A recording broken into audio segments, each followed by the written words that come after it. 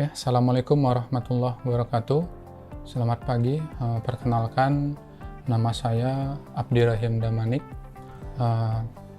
dosen jurusan Prodi Sistem Informasi Stikom Tunas Bangsa. Baiklah, di sini saya akan menjelaskan mata kuliah yang saya ampu, yaitu mata kuliah Bahasa Pemrograman Web, di mana video ini saya buat untuk memenuhi salah satu syarat sertifikasi dosen. Ini saya akan membuat video pengajaran yang biasa kita sebut dengan PDD UKT-PT, PDD UKT-PT atau pernyataan diri dosen dalam unjuk kerja di Tridharma Perguruan Tinggi. Baiklah, di sini langsung saya akan membahas mengenai bahan kontrak pembelajaran dan RPS mengenai bahasa pemrograman web, di mana dalam hal pemrograman website ini yang saya ampu ini berada pada di semester 4 dengan program studi sistem informasi, yaitu dengan SKS yang saya ampu itu 2 SKS. Dan pada bahasa pemrograman web ini teknologi dalam keahlian yang diperlukan adalah mengembangkan situs web dengan metode dan cara yang tepat, di mana pengetahuan dan teknologi web ini sangat perlu dipelajari. Dan dalam hal terminologi web, bahasa standar web, dan JavaScript, CSS, dan PHP itu sangatlah perlu dan mempunyai prinsip-prinsip yang perlu untuk manajemen dari bahasa pemrograman web ini. Dalam hal ini, mahasiswa diperlukan untuk menentukan standar kompetensi yang diharapkan dapat menjadi kebutuhan dari mahasiswa, di mana standar kompetensi yang diperlukan yaitu salah satunya untuk pengembangan arsitektur informasi dan pengembangan prinsip-prinsip desain web yang benar. Lalu, manfaat dalam mata kuliah pemrograman ini adalah salah satunya dapat menjadikan mahasiswa itu bisa lebih interaktif dalam mempelajari bahasa pemrograman, dan baik di bidang web dan logika-logika algoritma pemrograman. Lalu dalam hal ini rencana perkuliahan yang saya ampu ini terdapat 7 pertemuan, yaitu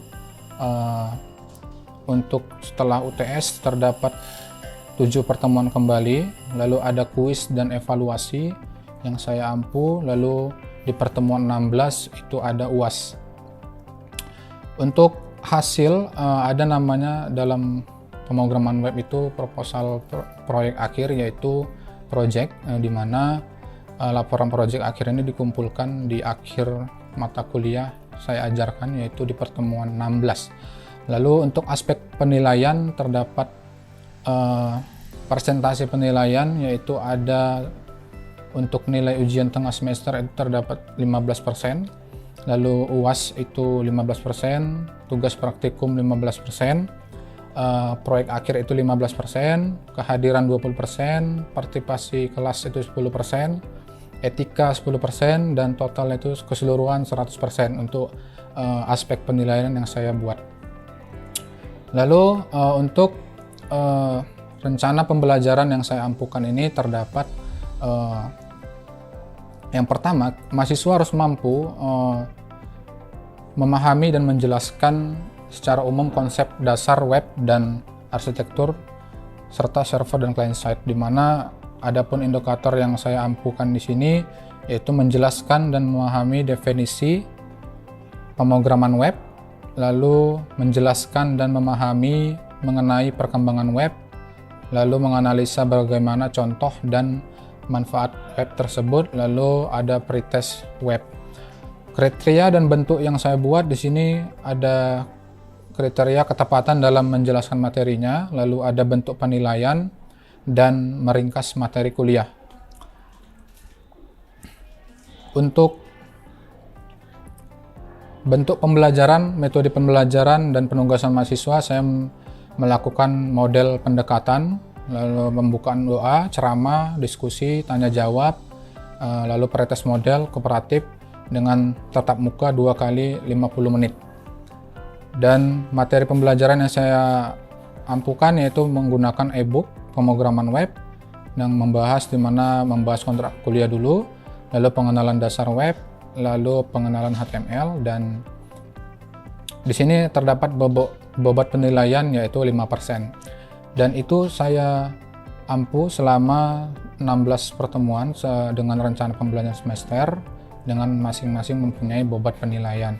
Melakukan model pengajaran di mana untuk bahasa pemrograman web yang saya ampukan berikut ini, saya akan lanjut ke model pengajaran ke kelas dan masuk langsung dengan cara micro teaching, bertemu dengan mahasiswa langsung. Terima kasih. Assalamualaikum warahmatullahi wabarakatuh.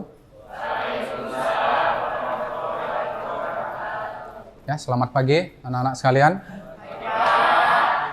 Ya, jadi hari ini adalah hari pertama kita bertemu di materi perkuliahan bahasa pemrograman web. Ya, jadi sebelumnya kita sudah mempelajari atau membahas mengenai tugas dan kuis untuk UTS atau UAS yang sudah kita bahas sebelumnya. Maka untuk hari ini kita akan membahas mengenai RPS atau rencana pembelajaran semester sebelum kita memulai perkuliahan.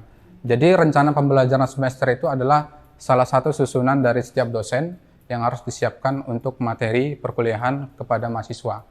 Nah, sebelum kita memulai atau menjelaskan materi tersebut, maka sebaiknya kita berdoa menurut agama dan kepercayaan kita masing-masing.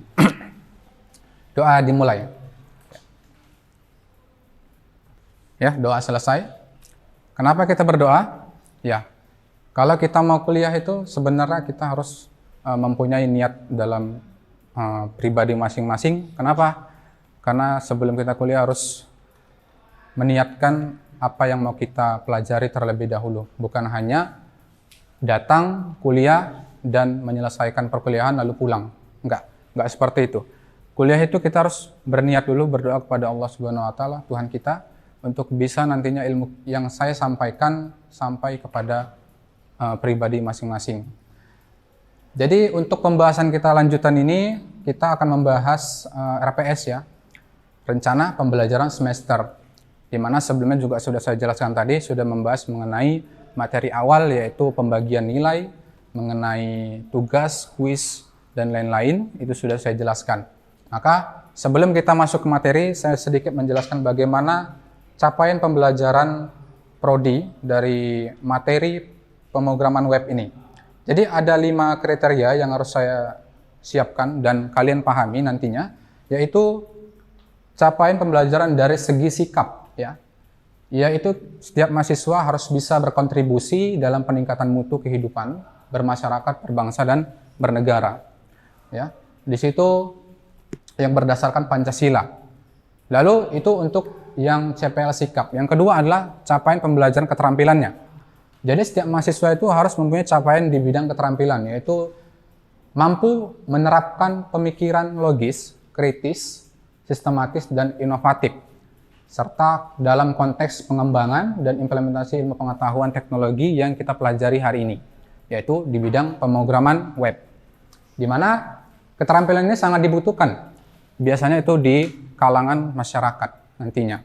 Lalu yang ketiga itu adalah keterampilan khusus, yaitu kita harus mampu menerapkan konsep dasar pemrograman web pada lingkungan masing-masing, di mana kalian harus bisa menerapkan apa yang sudah dipelajari nantinya, bisa kalian terapkan, baik itu untuk instansi, untuk perusahaan, ataupun untuk kantor-kantor yang berada di lingkungan masing-masing.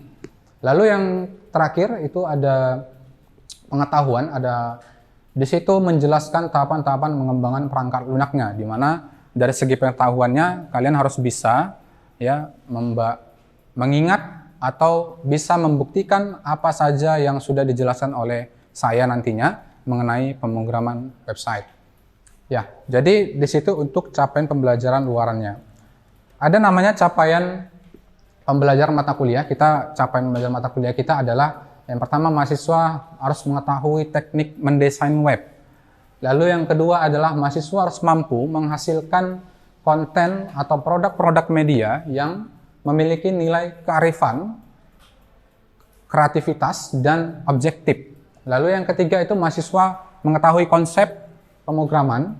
Yang keempat itu mahasiswa harus mengetahui konsep basis data yang sudah kita pelajari atau sudah sebelumnya dipelajari, yaitu biasanya mata kuliah basis data. Lalu dalam hal ini yang akan dipelajari mata kuliahnya itu ada beberapa jenis, yaitu ada HTML, ada CSS, PHP, database, MySQL, dan JavaScript, Ajax, dan CMS atau Content Management Systemnya. Oke, itu untuk RPS yang rencana pembelajaran semesternya yang saya jelaskan. Selanjutnya adalah sedikit untuk mengenai rencana. Nah, ya, mengenai rencana pembelajarannya apa aja, gitu kan, subnya namanya. Jadi yang pertama kita harus mampu memahami dan menjelaskan secara umum konsep dasarnya. Jadi nanti saya jelaskan konsep dasar mengenai web itu, bagaimana bentuknya, mengenai server dan scripting. Jadi di situ akan saya jelaskan. Lalu dalam segi penilaiannya ada, bisa dilihat, dapat menjelaskan indikatornya, menjelaskan dan memahami definisi pemrograman web. Yang kedua itu menjelaskan dan memahami mengenai perkembangan dari web tersebut. Lalu yang ketiga menganalisis berbagai contoh dan manfaat di web. Lalu yang keempat ada pretest HTML atau pengujian dari segi coding. Gitu. Lalu ada bentuk pembelajarannya, kita biasanya ada untuk pembukaan, doa, ceramah, dan lain. Ya, lalu materinya ada menjelaskan kontrak kuliah, pengenalan dasar web, dan pengenalan HTML.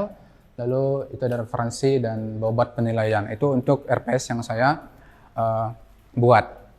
Oke, mungkin itu penjelasan mengenai RPS di tahap awal ini ya. Jadi selanjutnya kita akan masuk ke materi, di mana materi awal kita yaitu konsep atau materi awal untuk pemrograman web.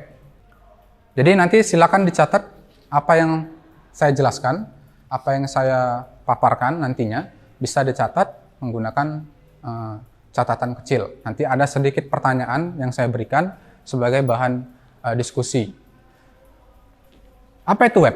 Nah, sedikit saya jelaskan, web itu terbagi dari beberapa jenis ya. Jadi sebelum kita masuk web, kita harus pahami dulu dari mana web itu berasal. Web itu berasal dari semuanya dari internet. Ya kan? Jadi kalau tidak ada internet, maka web itu tidak bisa diakses.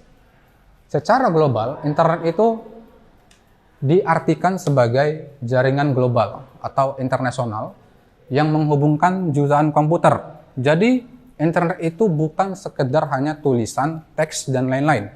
Jadi sebenarnya itu dia komputer yang terhubung antara satu server negara dengan negara lainnya.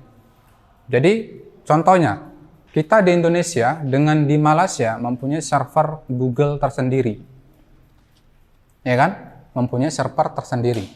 Lalu bagaimana menghubungkan antar server tadi? Menghubungkannya menggunakan kabel. Kabel yang dihubungkan melewati jalur laut. Jadi kabelnya itu besar. Kabel jaringan. Kalau pernah lihat kabel jaringan, pernah kan? Nah, jadi bedanya kabel jaringan Google dengan kabel jaringan kita itu beda. Jadi mereka itu lintasnya itu antar negara melewatinya laut, bukan udara.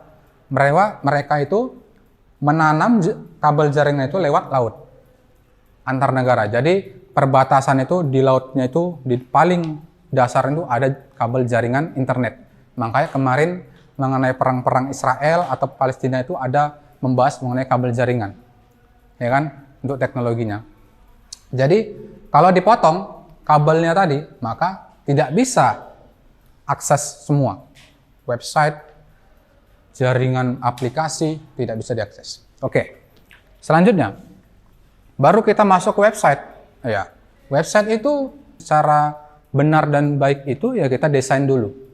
Bukan hanya input teks saja. Sebenarnya boleh seperti itu, Pak. Boleh. Tapi kita sebagai orang yang mempunyai kemampuan dalam bidang web itu, dalam bidang web nantinya, kita harus mampu juga memikirkan apa bentuk atau rancangan atau mock-up dari gambaran desain webnya, atau kita sisipkan ke dalam server internet. Makanya kalau kita hari ini belajar web, kita nanti akan membahas HTML. Apa kepanjangan HTML? Yaitu Hypertext Markup Language. Nah, ini dia. HTML itu dia disebut dengan satu halaman web. Jadi satu HTML yaitu satu halaman web. Gitu. 2 HTML berarti 2 halaman web. Dan HTML dia hanya bisa dibuka oleh browser. Browser itu adalah sebagai alat pendeteksi kode yang diberikan oleh si HTML, Hypertext Markup Language. Namanya juga udah HTML itu adalah sebuah bahasa pemrograman. Kalau kita mau masukkan kode HTML, kita harus jalankannya di Mozilla. Contohnya apa? Mozilla, Google Chrome, Opera, dan lain-lain. Jadi banyak contoh browser. Kita lihat contohnya yang sudah saya sebutkan tadi, web browser. Si web browser ini gunanya untuk mendeteksi aja. Mendeteksi, menampilkan, membaca. Jadi ketika kita buat kode HTML, dia membaca, menampilkan, lalu melihat hasilnya. Oke, ini tuh. Lanjutnya ada 3 golongan web. 3 golongan web, yaitu ada web statis, web dinamis, dan web interaktif. Ya, jadi ada web statis, web dinamis, dan web interaktif. Di mana web statis itu, kalau statis, yaitu halaman web yang menampilkan konten yang tetap atau tidak berubah. Maksudnya apa, Pak? Ya, contoh tadi, kita mau desain web HTML yang hanya menampilkan biodata. Tapi itu hanya menampilkan biodata. Tidak bisa berubah biodatanya untuk data yang kedua. Tidak bisa berubah dia kan? Hanya menampilkan satu data. Itu disebut dengan web statis. Jadi dia hanya sebagai desain. Ya. Desain, kasih kode, tampilkan. Kasih kode, hasil, tampilkan. Lalu web dinamis, yaitu menampilkan konten yang berubah. Dan disediakan halaman backend untuk mengedit konten dari web tersebut. Maka di sini ada 2. Yang pertama, yang didesain adalah web statis tadi, yaitu disebut dengan front end. Lalu yang kedua, kerjanya adalah back end, yang berfungsi sebagai aplikasi administrator untuk mengupdate data, untuk menampilkan gambar yang baru, untuk menampilkan screen atau layer dari web tersebut, update-nya semua di back end, administrator. Jadi itu disebut dengan web dinamis. Lalu yang ketiga adalah web interaktif. Ya. Pengembangan dari web dinamis yaitu terjadi komunikasi 2 arah antara pengunjung dan dengan pengunjung atau pengunjung dengan pengurus website. Contohnya ini adalah seperti aplikasi website e-commerce. Jadi seperti website penjualan. Ada interaksi antara si penjual dengan si pembeli. Ada interaksi transfer, ada interaksi pembelian barang dengan supplier. Itu disebut dengan web interaktif. Biasanya contohnya itu adalah e-commerce atau web penjualan. Lalu ya selanjutnya sejarah singkat web. Jadi web pertama kali itu dia diperkenalkan oleh Tim Berners-Lee atau pada tahun 1989. Jadi di tahun 1989 itu udah dikenalkan web itu seperti apa.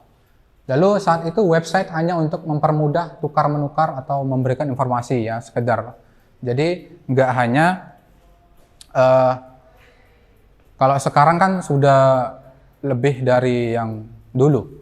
Kita buat website itu sudah diberikan template. Template-nya itu seperti apa? Seperti Bootstrap. Nah, namanya Bootstrap. Jadi Bootstrap itu udah diberikan oleh perusahaan platform Bootstrap, tinggal kita menggunakan template yang tersebut, lalu kita buat desain websitenya. Lalu mereka pertama kali buat situsnya itu hanya menampilkan gambar dan membaca kode HTML. Jadi mereka itu masih dasar lah semuanya. Namanya juga si penemu ya, mereka gitu. Kalau penemu ya masih mencoba untuk membuat halaman, mencoba untuk membuat kode baru. Jadi masih bahan percobaan. Selanjutnya perkembangan. Nah, masuk perkembangannya di mana di tahun 1990-an itu biasanya disebut dengan web 1 ya. Jadi di tahun 90-an itu disebut dengan web 1. Lalu di tahun 2004 2005 itu disebut dengan web 2. Itu yang mempunyai ciri khas ada namanya CSS, animasi, Ajax atau JSON atau web API. Lalu yang ketiga adalah web 3.0, modern atau semantic web, yaitu dia menggambarkan teknologi yang era sekarang, yaitu berbasis AI, berbasis real-time communication dan collaboration serta cloud teknologi. Ya, jadi itu adalah era sekarang yang kita jalani, yaitu web 3 atau web 3.0. Kita kalau tidak mempunyai komputer, tidak mempunyai Linux, maka kita tidak bisa membuat sebuah alamat atau diakses alamat tadi. Betul nggak? Betul. Ya. Jadi semua itu bukan kompleks. Semua itu harus ada tahapan alurnya. Mau apapun itu harus mempunyai alur, jalannya. Kita lanjut. Lalu selanjutnya ada protokol ya. Protokol ini yaitu sebuah aturan standar yang diberikan oleh si pengaturan jaringan yang biasanya kita sebut dengan HTTP, yaitu Hypertext Transfer Protocol. Nah, di mana ini digunakan untuk jaringan tukar data atau pengiriman datanya.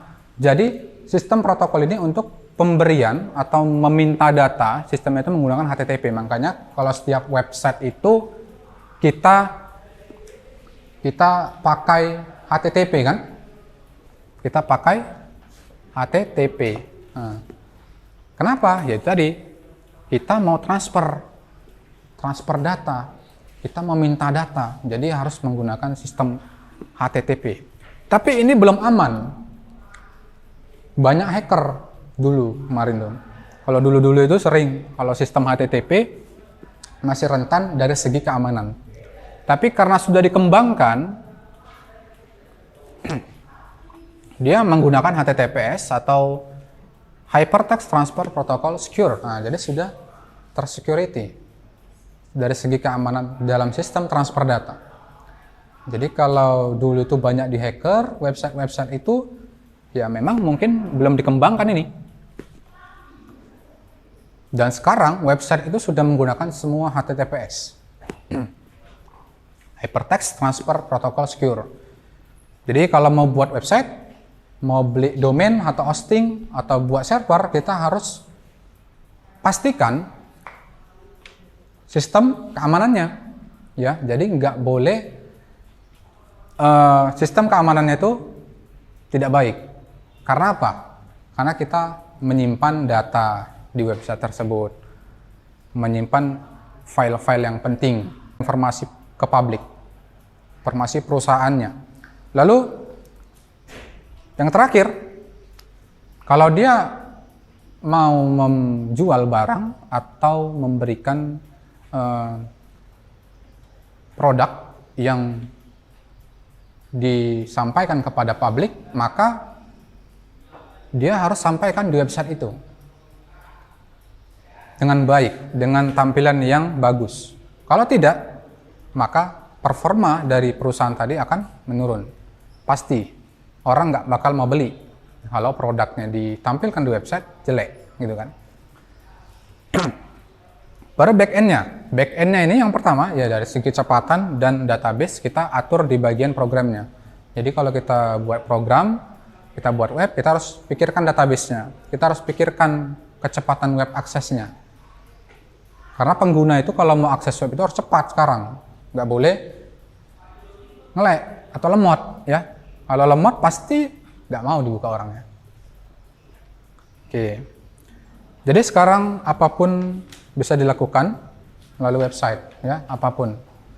Mau jual barang, mau beli barang, mau nonton video, mau apapun sekarang sudah semuanya menggunakan website. Apalagi sekarang ekonomi semakin meningkat, teknologi semakin meningkat, udah berbasis AI. maka semua itu harus menggunakan website. Oke, mungkin itu saja yang bisa dapat saya sampaikan ya. Semoga bisa dimengerti, semoga bisa dipahami apapun yang saya sampaikan, semoga bisa bermanfaat ke pribadi masing-masing. Lalu silakan kalau ada pertanyaan ke saya, silakan diajukan. Kalau ada yang ingin bertanya. Oke, silakan jawab. Untuk membuat website di sini kita membutuhkan pertama text editor, Pak. Oke. Untuk softwarenya itu Notepad++, Sublime Text, Visual Studio Code, dan masih banyak lagi, Pak. Oke. Dan berikutnya di sini kita membutuhkan local server, Pak. Ya. Salah satu contoh softwarenya XAMPP, MAMP, dan lain-lain. Nah, berikutnya di sini kita membutuhkan browser, Pak. Pastinya untuk menguji website yang sudah kita buat. Oke. Salah satu contohnya Google Chrome, Mozilla Firefox, Opera, dan lain-lain. Oke. Ya, Pak. Oke, bagus ya, tepuk tangan. Bagus ya. Dia menjelaskan apa yang sudah saya sampaikan mengenai website, mengenai software, mengenai browser. Oke, selanjutnya ada pertanyaan kedua, yaitu mengenai internet. Nah, yang tadi saya jelaskan mengenai internet. Internet itu asalnya dari mana? Coba ada nggak yang bisa menjelaskan internet itu asalnya dari mana? Coba tunjuk tangan yang bisa menjelaskan. Ya, silakan. Siapa namanya? Agnes ya, oke. Internet itu dia jaringan global, Pak. Ya. Jaringan global yang menghubungkan jutaan komputer yang menggunakan protokol yang sama, yang memungkinkan kita untuk berkomunikasi, menerima dan mengirim informasi. Oke, bagus ya. Oke, tepuk tangan. Sudah memberikan jawaban yang baik. Oke ya. Pertanyaan terakhir yaitu mengenai siapa yang memperkenalkan website. Nah, itu tadi. Coba tunjuk tangan. Oh, udah, Agnes sudah. Coba tadi yang belakang. Ya. Coba. Siapa namanya? Modita, oke.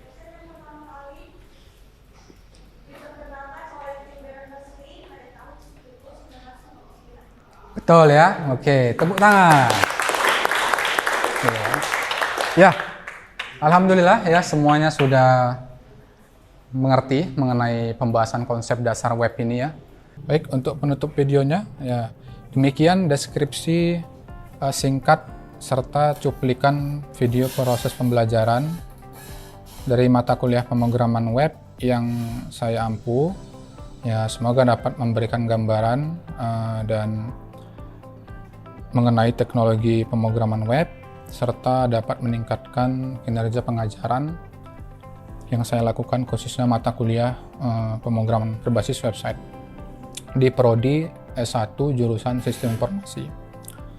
Saya mengucapkan terima kasih juga kepada seluruh tim penilai dan tim panitia sertifikasi dosen Smart, Dirjen Dikti dan Ristek serta Kemendikbudristek Dikti Indonesia, tidak lupa juga dengan mengucapkan terima kasih kepada Ketua Stikom Tunas Bangsa serta jajaran akademik dan pendidikan di bagian Prodi Sistem Informasi serta rekan-rekan sejawat dan mahasiswa yang selalu membantu untuk proses pengajaran. Demikian yang dapat saya sampaikan dari saya. Untuk semua kekurangan dan apapun yang saya lakukan pada proses micro teaching ini, mohon maaf yang sebesar-besarnya. Wabillahi taufiq wal hidayah. Assalamualaikum warahmatullahi wabarakatuh.